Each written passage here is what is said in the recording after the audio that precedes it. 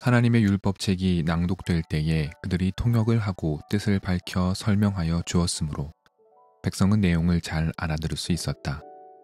백성은 율법의 말씀을 들으면서 모두 울었다. 그래서 총독 느헤미야와 학자 에스라 제사장과 백성을 가르치는 레위 사람들이 이날은 주 하나님의 거룩한 날이니 슬퍼하지도 말고 울지도 말라고 모든 백성을 타일렀다. 느헤미야는 그들에게 말하였다. 돌아들 가십시오. 살찐 짐승들을 잡아 푸짐하게 차려서 먹고 마시도록 하십시오. 아무것도 차리지 못한 사람들에게는 먹을 몫을 보내주십시오. 오늘은 우리 주님의 거룩한 날입니다. 주님 앞에서 기뻐하면 힘이 생기는 법이니 슬퍼하지들 마십시오.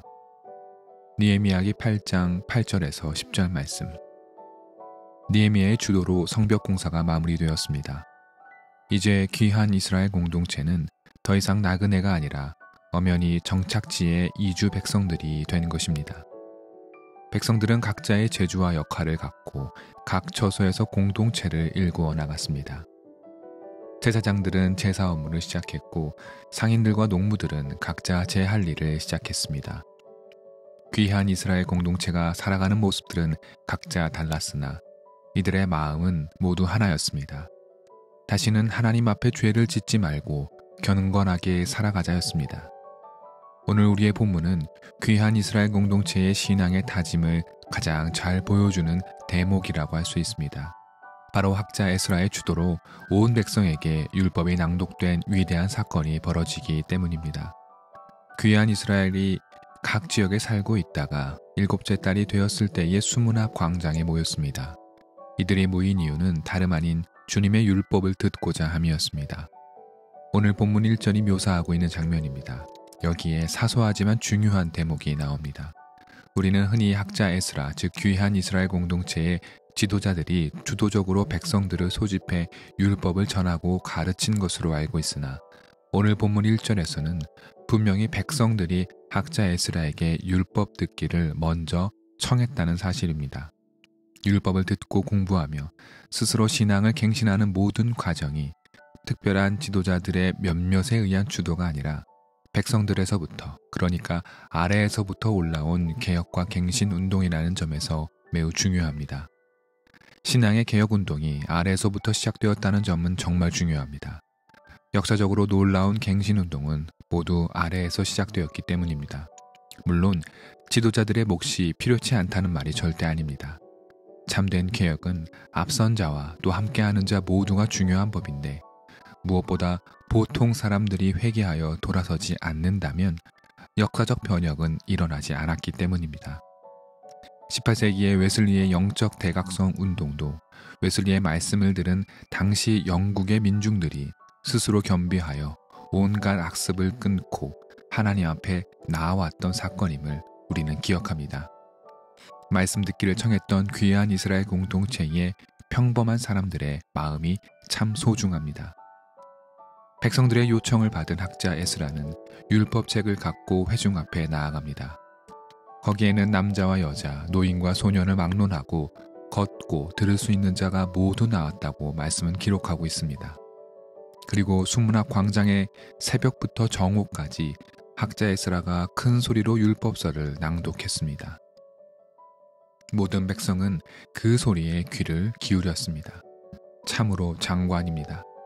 학자 에스라는 임시로 만든 나무 단상 위에 올라가 전심을 다해 율법을 낭독했습니다. 그 묘사 역시 생생하게 전달되는데 학자 에스라가 율법서를 손으로 펴 올리면 모든 백성이 자리에서 일어났습니다. 오늘날 예배 가운데에 성경 봉독자가 성경을 읽을 때에 모든 회중이 일어나 그 말씀을 듣는 것과 같은 이치입니다.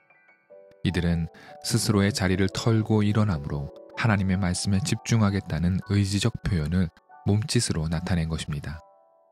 몸의 움직임은 곧 목소리의 응답으로 이어집니다. 에스라가 율법서의 한 부분을 낭독하고 하나님을 찬양하면 백성들이 아멘으로 화답했습니다. 이를 통해 보면 이 율법서를 낭독하고 듣고 몸으로 반응하는 모든 장면이 마치 하나의 예배라 해도 과언이 아닙니다.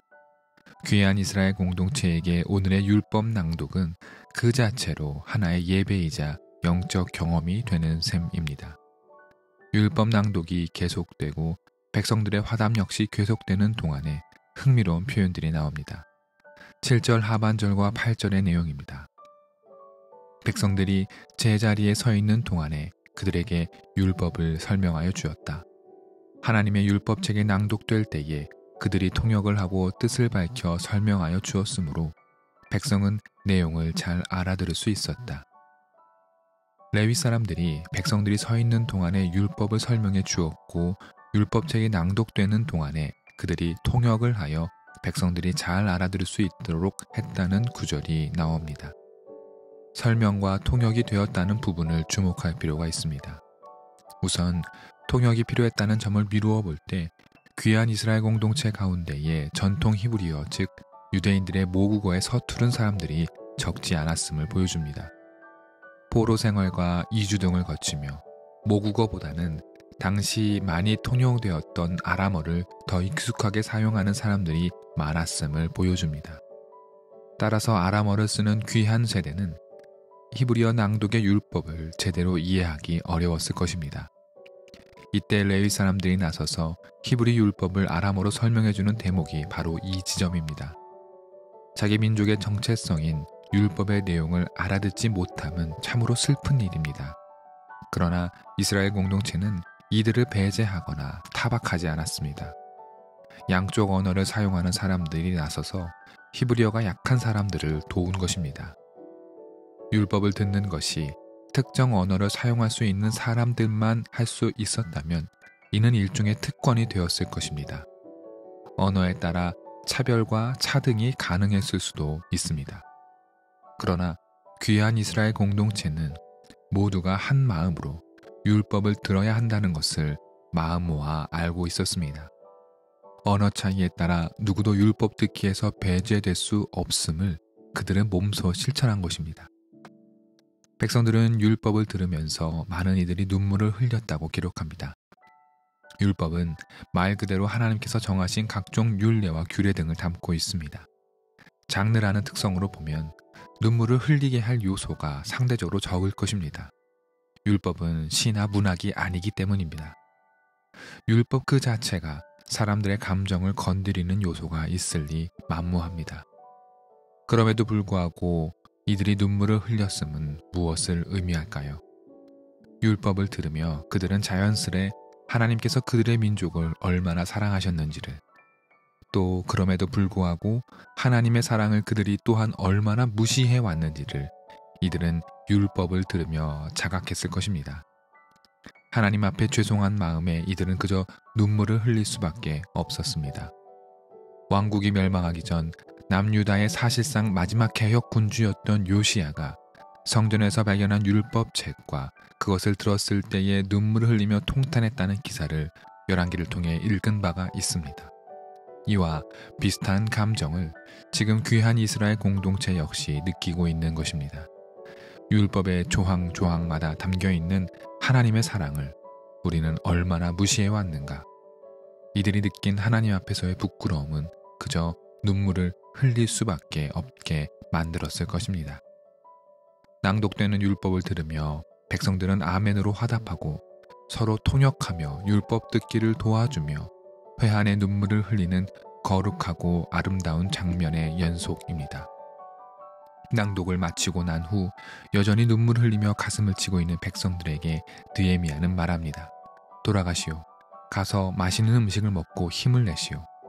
오늘은 슬퍼하는 날이 아니라 기뻐하는 날이라고 말합니다. 느헤미야는 율법을 듣고 하나님 앞에 참으로 회개했다면 슬픔에 잠겨있는 것이 아니라 새 힘을 얻고 그 힘으로 다시금 최선을 다한 하루를 살아야 한다고 말하고 있습니다. 이런 면에서 개혁과 갱신은 일상의 영역에서 완성되는 것임을 느헤미야는 보여주고 있습니다. 귀한 이스라엘 공동체는 율법을 듣는 것만으로도 자신들이 얼마나 하나님을 멀리 떠나왔는지를 깨달았습니다. 또한 하나님을 떠나온 삶이 얼마나 비참한 것임을 또한 알고 있었습니다. 그러나 선하신 하나님은 떠나간 사람들을 다시 받아주셨습니다. 언제나 떠나는 이는 사람이고 기다리는 이는 하나님입니다. 하나님은 언제나 우리를 받아주시기 때문에 우리는 언제나 하나님을 떠날 수 있는 것일까요? 그렇지 않습니다. 귀한 이스라엘 백성들의 흘린 눈물이 이를 증명합니다. 하나님의 사람이라면 하나님을 아프게 해서는 안 됩니다. 그것이 우리를 자녀 삼아 주시고 우리를 받아주신 주님에 대한 우리의 응답이 되어야 합니다.